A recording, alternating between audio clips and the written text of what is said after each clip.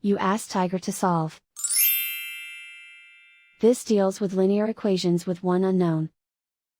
The final result is x equals -74/3. Let's solve it step by step.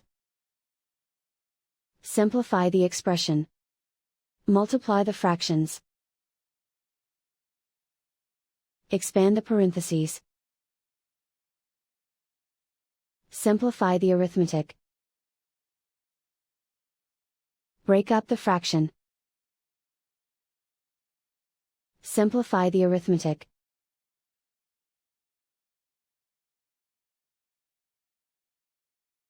Group all constants on the right side of the equation.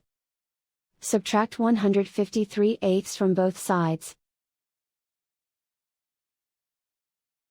Combine the fractions. Combine the numerators. Reduce the zero numerator. Simplify the arithmetic. Combine the fractions. Combine the numerators. Find the greatest common factor of the numerator and denominator. Factor out and cancel the greatest common factor. Isolate the x. Multiply both sides by inverse fraction 4/3.